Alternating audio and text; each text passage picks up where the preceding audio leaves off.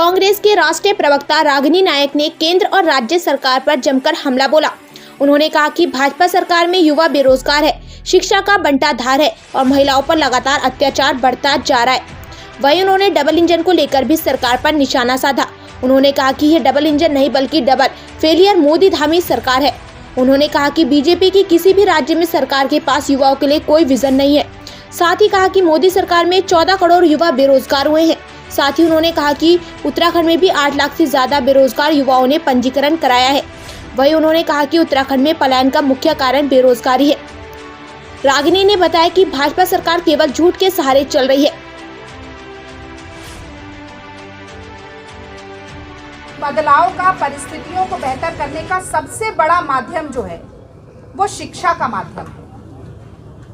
युवा शक्ति, छात्र शक्ति राष्ट्र शक्ति होती है, क्योंकि वो कल का भविष्य हमारा जो है वो निर्धारित करती है और उस भविष्य के निर्धारित होने में सबसे बड़ा योगदान शिक्षा का होता है। और मोदी सरकार लगातार ये कहने के बावजूद कि हम जीडीपी का 6% बजट शिक्षा पर खर्च करेंगे, शिक्षा के बजट को घटाती रही। और यही नहीं, शिक्षा का बजट तो घट ही रहा है, शिक्षा के पूरे ढांचे पर प्रहार हो रहा है। कैसे हो रहा है? सबसे पहले शिक्षक ही नहीं है, देश में 1,10,000 स्कूल ऐसे हैं जहां पर एक अध्यापक पढ़ाता है, एक टीचर है पूरे स्कूल में। 1,10,000 स्कूल ऐसे हैं जहां पर एक अध्यापक पढ़ा रहा है, एक टीचर है। लाखों पद खाली पड़े हुए हैं। नियुक्तियां जो होती हैं वो टैलेंट के हिसाब से, प्रतिभा के हिसाब से, हुनर के हिसाब से नहीं होती।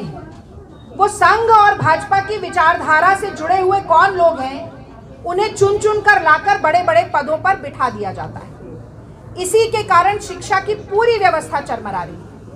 और जो एक माध्यम था छात्रों का, युवाओं का अपनी आवाज को बुलंद करने का, अपनी मांगों को पुरजोर तरीके से सरकार के ऊपर और कॉलेज यूनिवर्सिटी के प्रशासन के ऊपर रखने का, उसको खत्म कर दिया गया है। छात्र राजनीति को, छात्र नेताओं को पूरी तरीके से दबाने और कुचलने का काम ये सरकार कर रही है।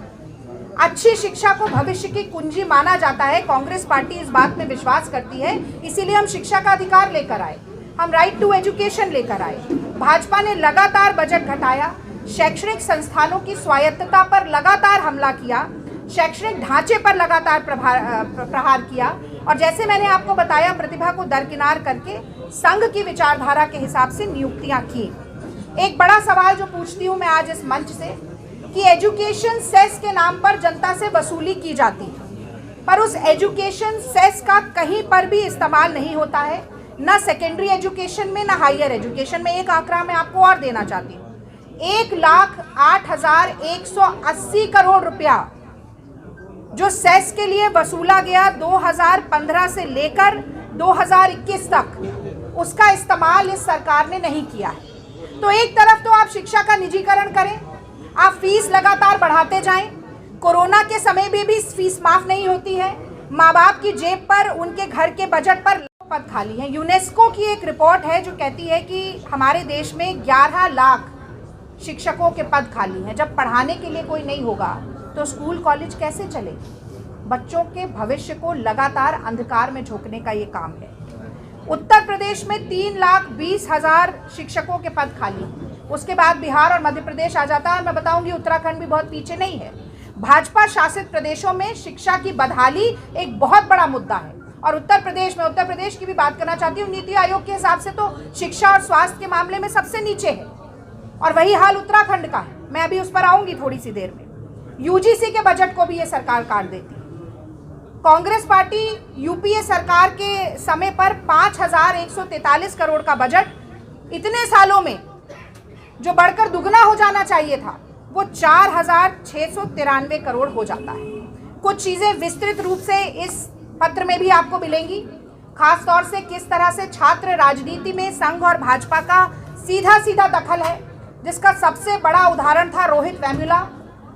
तत्कालीन शिक्षा मंत्री श्रीमती ईरानी जी ने किस तरह से वहां के वाइस चांसलर पर, वहां के लोकल सांसद पर दबाव बनाकर विद्यार्थी परिषद की राजनीति को चमकाने के लिए एक मेहनत का हो रहा नारी पर वार रोज छीने जा रहे नारी के अधिकार, अनदेखी, बेरुखी और अत्याचार।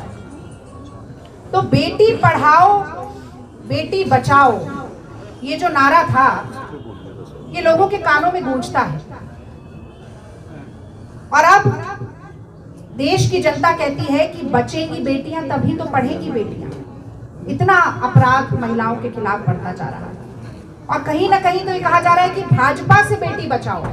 वो नाव देख लीजिए, हाथरस देख लीजिए, दिल्ली में दलित बेटी के साथ क्या होता है देख लीजिए।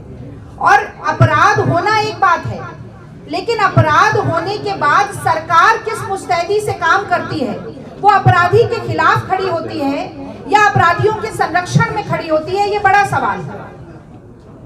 तो हाथरस की बेटी के साथ बलात्कार होता है, उसके बाद पुलिस उसके शव को खुद ले जाकर 12 बजे पेट्रोल छिड़ककर जला देती है।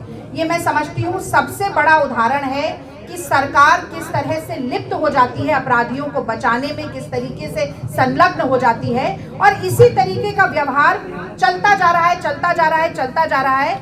इसीलिए भारत में मोदी जी और भाजपा सरकार के शासन में हर साल 3,71,503 जघन्य अपराध महिलाओं के खिलाफ होते हैं।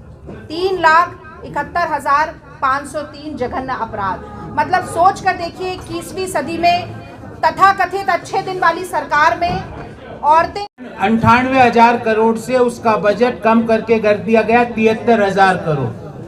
और हुआ ये, इस घटक से ये फर्क पड़ा कि जो 100 दिन के रोजगार की गारंटी यूपीए की सरकार ने देश में दी थी, ताकि जब खेती में मुनाफे का सौदा ना रहे, जब लोगों को जीवन यापन में कठिनाई हो, तो सबको 100 दिन का रोजगार मिले।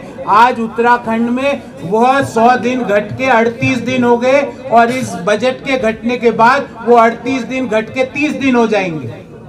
तो ये डबल इंजन नहीं, डबल भ्रष्टाचार और डबल बेरोजगारी की सरकार है।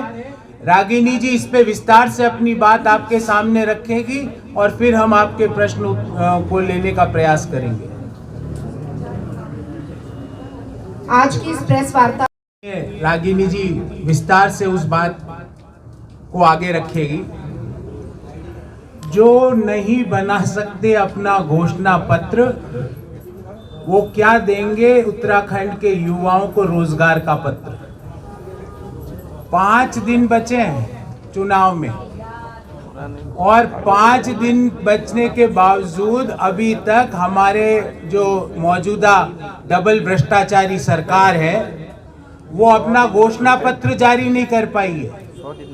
मैं तो ये कहता हूं उन्हें कि जो नहीं लिख सकते अपना घोषणा पत्र, उन्हें चुनाव पूर्व ही दे देना चाहिए अपना त्याग पत्र। क्यों? क्योंकि 2017 का जो उनका घोषणा पत्र था, एज इट इज अगर वो उसको भी रिपीट कर दे तो भी कोई ज्यादा बड़ी गलती नहीं होगी, क्योंकि उसमें से उन्होंने कुछ नहीं किया है 2017 का घोषणा पत्र में से। मैंने आज तक ये तो सुना कि पार्टियां हारती है तो भी चुनाव अच्छे से लड़ती है, पर यहाँ उत्तराखंड में देखा जा रहा है कि एक पार्टी ने चुनाव पूर्व ही अपनी हार स्वीकार कर ली, और घोषणा पत्र की भी औपचारिकता पूरी नहीं कर पा रही। 5 दिन बचे हैं।